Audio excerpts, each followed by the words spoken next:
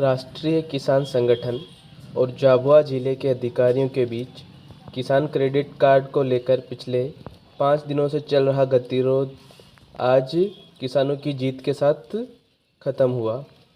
जिले तथा बैंक के अधिकारियों तथा किसानों के बीच समझौता हो गया है और किसानों की सभी बातों को मान लिया गया है। आइए किसान प्रतिनिधि परमजीत से सुनते हैं पूरे वाक्य के बारे में। वर्ष 1998 से किसान क्रेडिट कार्ड चलाए गए थे भारत में और केंद्र सरकार के द्वारा, और उसका मकसद यही था कि साहूकारों से और तथा बड़े व्यापारियों से किसानों को बचाया जाए जो भारी बोझ ब्याज का उठाते हैं। लेकिन ये 23 साल हो जाने के बाद भी झाबुआ अलीराजपुर जिले में आज तक किसानों को ये नहीं मालूम है कि इनके नाम से इनके लिए कोई योजना चल रही है जिसपे सस्ते ब्याज पे, कम ब्याज पर उनको लोन मिलेगा। ठीक है ना। तो जब मैंने इनको बताया तो बोले कि हमें तो इस तरह का मालूम नहीं है। ये लोग 5% से लेके 20% महीने पे कर्ज लेते हैं साहूकार से, व्यापारी से। तो अपना किसान संगठन ने इस मुद्दे को जब उठाया और उनको बताया कि आपको 3 लाख तक का लोन 4% के ब्याज पर 1 साल के लिए मिलेगा राष्ट्रीयकृत बैंकों से, और सहकारी बैंक से जो मिलेगा वो मौसमी रहता है, एक मौसम के लिए रहता है, मतलब सीजन के लिए, खरीफ और रबी के लिए, तो वो 0% ब्याज पे मिलेगा। तो ये लोग चौंक गए, बोले कि ऐसा योजना हमें तो कुछ मालूम ही नहीं है। तो इसको लेके मुझे लग रहा था कि कलेक्टर साहब या बैंक वाले सपोर्ट करेंगे। मैंने इसको 24 तारीख को पहली बार कलेक्टर को एक ज्ञापन दिया कि राष्ट्रीय किसान संगठन इस तरह के एक अभियान चलाना चाह रहा है जिसमें जिले के ज्यादा से ज्यादा झाबुआ जिले के ज्यादा किसानों को किसान क्रेडिट कार्ड दिलाया जाए और साहूकारों से बचाया जाए। उस दिन कलेक्टर ने बोला कि हाँ, बहुत अच्छी काम है, आप रूपरेखा भेजिए। तो मैंने रूपरेखा भेजा उनको, उसकी कॉपी मैं भेज दूंगा। तो रूपरेखा में यह था कि राष्ट्रीय किसान संगठन एक घर एक किसान क्रेडिट कार्ड के तहत एक महाअभियान चालू करने जा रहा है 1 महीने का। वो 30 नवंबर से लेकर 30 दिसंबर तक के बीच रहेगा, जिसमें 30 नवंबर को एसबीआई बैंक से शुरुआत इसके किए जाएंगे। ठीक है ना। उसके बाद 1 से लेकर 3 तारीख तक, दिसंबर तक, 1 दिसंबर से लेकर 3 दिसंबर तक झाबुआ तहसील के सभी बैंकों में शुरू किए जाएंगे, और 4 दिसंबर से लेकर 30 दिसंबर तक तहसील के सभी तहसील, झाबुआ तहसील में और सभी पेटलाबाद, मेघनगर, रामा, धांधला, रानापुर, ये जो तहसीलें हैं उन सभी तहसीलों के सभी बैंकों में, सहकारी बैंक, कोऑपरेटिव बैंक और सभी राष्ट्रीयकृत बैंकों में एक साथ किसान क्रेडिट कार्ड बनाए जाएंगे।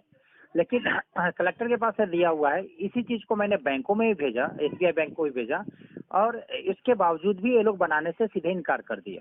जब 3 दौर की बातचीत हुआ, एक एसडीएम से हुआ 30 तारीख को, एक तहसीलदार से बातचीत हुआ, और फिर उसके बाद बैंक से हुआ। बैंक के बाद एक कोऑर्डिनेटर जो ये बैंकों का रहते हैं, राजेश कुमार हैं झाबुआ के, उनसे भी मीटिंग हुई कई बार। लेकिन वो लोग ने यही बोला मुझे, बहुत ज्यादा दबाव करने के बाद, कि हम महीने में 5 से ज्यादा नहीं बना सकते, महीने में 5 से ज्यादा।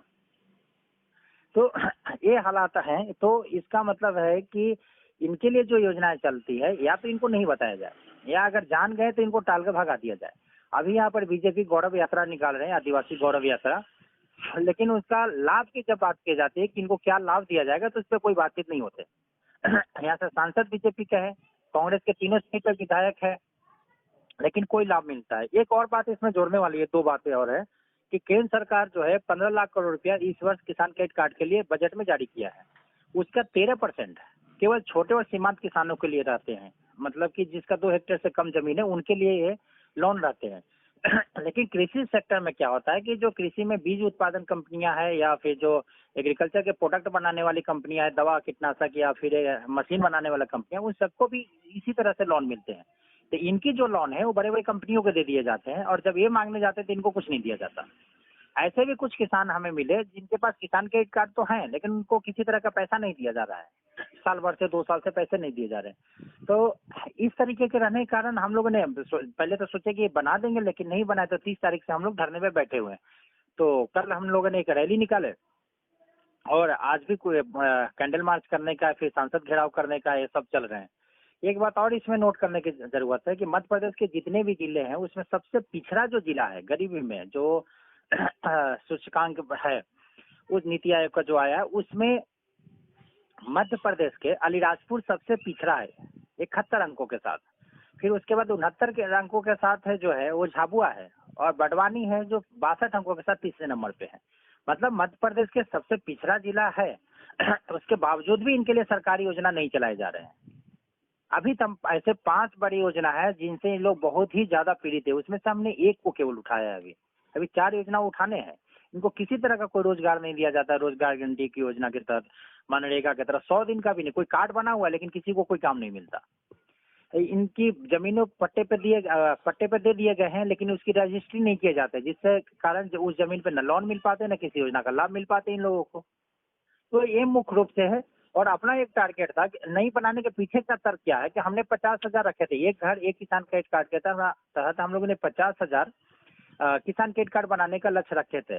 अगर मैक्सिमम 3 लाख रुपए तक का है कि 3 लाख रुपए तक का आप लोन 4% के ब्याज पे 1 साल के लिए ले सकते हैं। अगर उससे ज्यादा लोन चाहिए वो भी मिलेगा, उस जमीन के ऊपर रहता है, लेकिन वो 9% ब्याज लग जाएगा।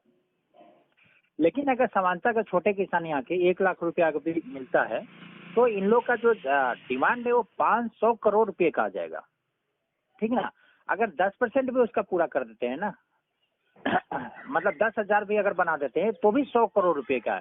तो ये संभव नहीं है कि सरकार 100 करोड़ रुपया जो कि बजट सेशन आने में मात्र 2 महीने का बचा हुआ है, तो 100 करोड़ रुपया झाबुआ जिले को देगा। तो उनके साथ बड़ी प्रॉब्लम ये है कि एक तो पैसे वो बड़े लोगों को दे चुके हैं, और दूसरे की जितनी किसान क्रेडिट कार्ड की डिमांड हमने की है वो संभव ये लोग कहते हैं कि हम नहीं बना पाएंगे, क्योंकि इन लोगों ने 23 साल से कुछ काम ही नहीं किया किसान क्रेडिट। वीडियो देखने के लिए धन्यवाद। इस तरह की और वीडियो के लिए हमारे चैनल मोबाइल रपट को सब्सक्राइब करिए।